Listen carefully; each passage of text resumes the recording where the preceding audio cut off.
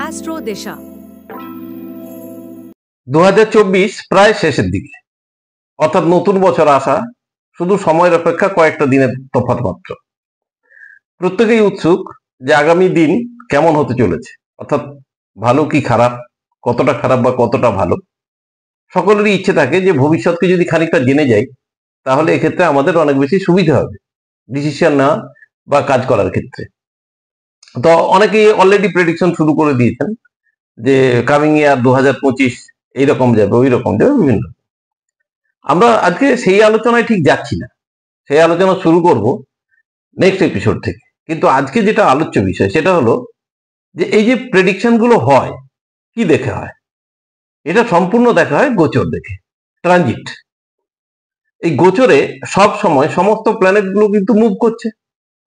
Move করার ফলে যে যে রাশিতে অবস্থান করছে সেই রাশি অনুসারে যে যে ফল তিনি ক্যারি করছেন বা যে যে ফল তিনি প্রদান করার অঙ্গীকারবদ্ধ, সেই ফলগুলো তিনি কিভাবে দেবেন। এখন দু তিনটে জিনিস না বললেই নাই, যেটা আপনারা আলোচনায় আজকে আমরা আলোচনা করি সেটা হলো যে আপনার ধরুন মেষ লগ্ন বা আমার বৃষ লগ্ন। প্রথমত প্রেডিকশন হচ্ছে রাশি অনুসারে, যেটা সম্পূর্ণ অবৈজ্ঞানিক এবং ভুল। প্রেডিকশন হবে লগ্ন অনুসারে, আপনার যে লগ্ন সেই লগ্নের সাপেক্ষে আপনার ভাগ্য কিভাবে হবে সেটা প্রেডিকশন হবে। তারপর আরো একটা জিনিস থাকে যে গড়পড়তা, অর্থাৎ মেষ লগ্ন এইভাবে এই যাবে। আচ্ছা দেখুন, টোটাল 9খানা প্ল্যানেট, আপনারা নিশ্চয়ই যারা দেখছেন তারা এই ব্যাপারে যথেষ্ট ওয়াকিবহাল। প্রত্যেকের দশা আছে, মহাদশা আছে, অন্তর্দশা আছে। প্রত্যন্তরে নাই গেলাম, ছোট স্প্যান, কিন্তু দশা অন্তর্দশা তো আছে। আচ্ছা অন্তর্দশাও বাদ দিলাম, দশাতেই থাকি।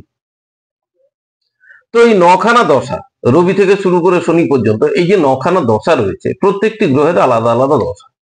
প্রত্যেকটি ব্যক্তি যে যার নিজস্ব দশা ভোগ করতে থাকে। অর্থাৎ আপনার যদি বৃহস্পতির দশা, আপনি বৃহস্পতির দশার ফল পাবেন। আমার যদি রবির দশা, আমি রবির দশার ফল পাবো। রাহুর দশা যাচ্ছে, রাহুর দশার ফল পাবে। কারণ কি, আমি বারবার বলেছি এবং অ্যাস্ট্রোলজি এটা মানেও, যে দশাপতি is the prime minister in our life. আচ্ছা ধরুন আমার এখন রবির দশা চলছে, অ্যাস্ট্রোলজার প্রেডিকশন করলেন শনিকে দেখে। কারণ কি, রবির মুভমেন্ট হয় খুব ফাস্ট, বলবো আলোচনায়।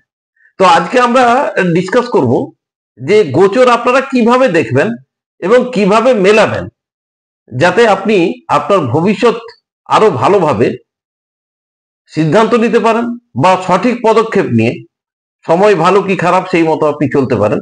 আজকে সেই ব্যাপারে বিস্তারিত আলোচনা করব।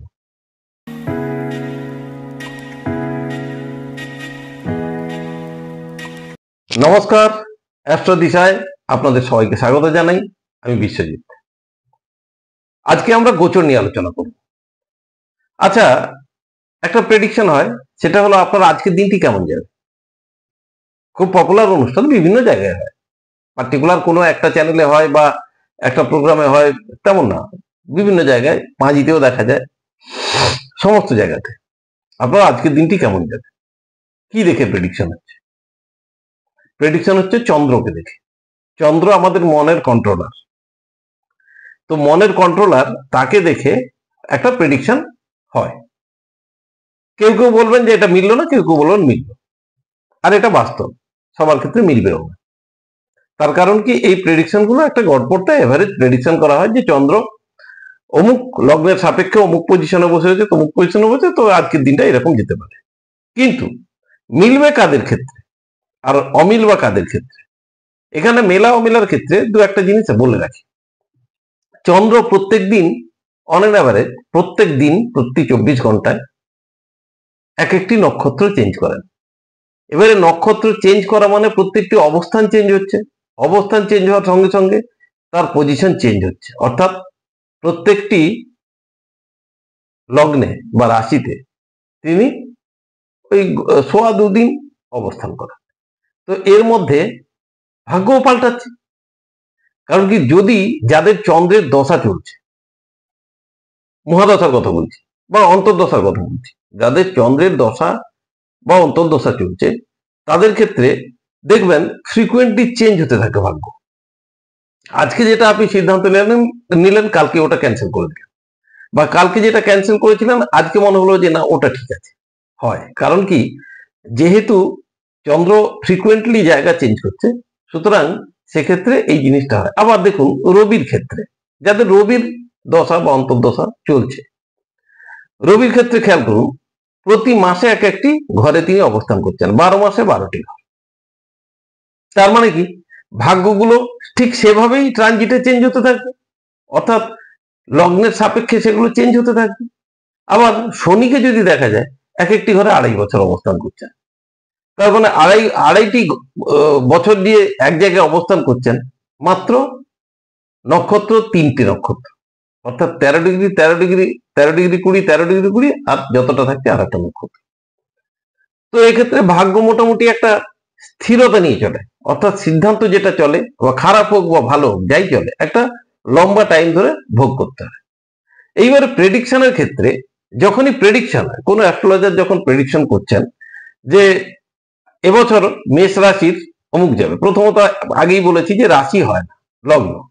ধরলাম মেষ লগ্নের এবছর এইভাবে যাবে, তার কি দশা চলছে, কি অন্তর্দশা চলছে, কিভাবে মিলবে? ধরুন আপনার শনির দশা চলছে, অ্যাস্ট্রোলজার যদি শনিকে ধরে প্রেডিকশন করে থাকেন আপনার মিলবে, পুরোপুরি মিলবে না কিন্তু। আবার বলছি পুরোপুরি মিলতে পারে না। কারণ কি, অনেকের ক্ষেত্রে দেখা যায়, ধরুন একটা প্রেডিকশনের ক্ষেত্রে দেখা যাচ্ছে যে শনির এখনকার যে পজিশন, এখন যে অবস্থানে আছে, তাতে মেষ রাশির জন্য খুব শুভ।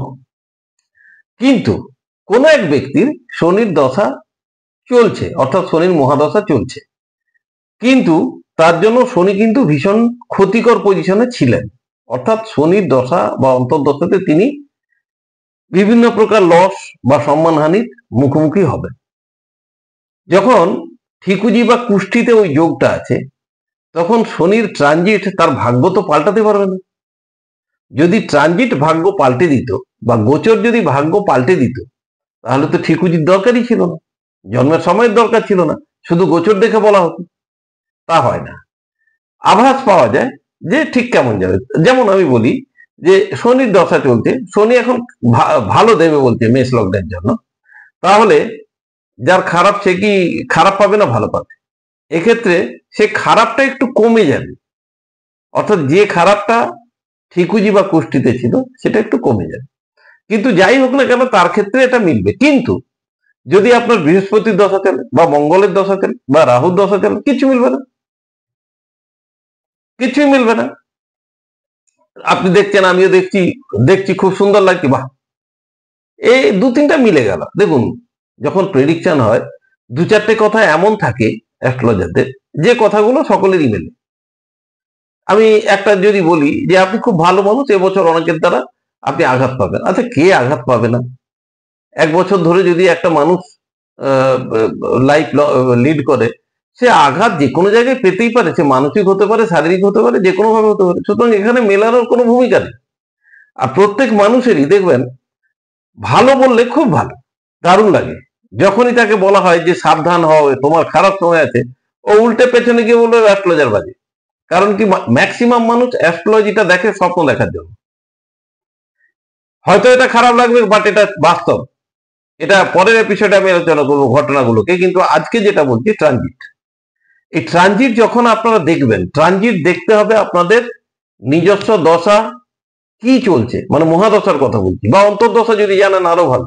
দশা অন্তর্দশা কি চলছে, সেই অনুসারে, তাদের অবস্থান অনুসারে, এখন যে ট্রানজিটের গোচরে তারা ঘুরছে, সেই গোচরের অবস্থান অনুসারে কি ফল দেবে, এই ব্যাপারে আমি পরবর্তী এপিসোডগুলোতে আশা করছি আলোচনা শুরু করতে পারবো।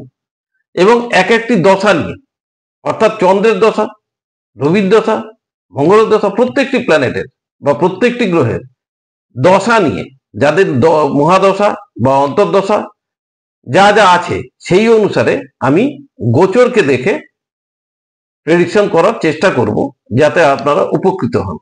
আজকে শুধু ভূমিকাটুকুই দিলাম, যাতে আপনারা মেন্টালি প্রিপেয়ার থাকেন যে যে জিনিসগুলো বোগাস জিনিসগুলো চলছে বাজারে, এগুলোকে পরিত্যাগ করুন। শুনতে ভালো লাগছে শুনুন, কোনো অসুবিধা নেই, কারো এগেইনস্টে বলার কিছু নেই, বাট লজিক থাকবে, বিজ্ঞান থাকবে, সঠিক দিশা থাকবে, তবেই না, তাহলে আর সময়ের মূল্য সেখানে সঠিকভাবে ফেরত পাওয়া যায়। প্রত্যেককে আমি আবার রিকোয়েস্ট করছি বা অনুরোধ করছি, আপনার কি মহাদশা চলছে এবং কি অন্তর্দশা চলছে, সেই সাপেক্ষে কোন প্ল্যানেট, সেই প্ল্যানেটগুলো কোন কোন জায়গায় অবস্থান করছে, তার উপর নির্ভর করে আপনার ভাগ্য কিন্তু পরিচালিত হবে। জন্ম কুষ্টি বা ঠিকুজিকে ফেলা যাবে না, সেই দশা বা অন্তর্দশাটাকেও জেনে নিতে হবে যে এখন যে মহাদশা চলছে সেই মহাদশায় আমি কি ফল পাবো, আর সেই মহাদশার যে ফলটা গোচরে কখন পাবো, অর্থাৎ এখন যে গোচর আছে সেই গোচরে কখন আমি সেই ফলটা পাবো, নাকি সেই ফলের চেয়ে কিছু ভালো খারাপ পাবো। এটাই হলো গোচরের মূল বিষয় বা মূল অধ্যায়। তো এই জায়গাগুলো আপনাদের ক্লিয়ার হওয়ার দরকার ছিল। আশা করি আপনাদের ক্লিয়ার করাতে পারলাম। বাকি পরবর্তী এপিসোড থেকে আমি এক একটি দশা ধরে ধরে, এক একটি লগ্ন ধরে ধরে প্রেডিকশন করার চেষ্টা করব। একটু সময় লাগবে, বাট শুনতে থাকবেন, নিজেদের এগুলো মিলিয়ে নেবেন, তাতে যাতে সবাই উপকৃত হয়, তাহলে আমিও খুব আনন্দিত হব। আশা করি ভালো থাকবেন, ভালো রাখবেন, সুস্থ থাকুন। এই বলে আজকের অনুষ্ঠান শেষ করছি। পরের এপিসোডে দেখা হবে। নমস্কার।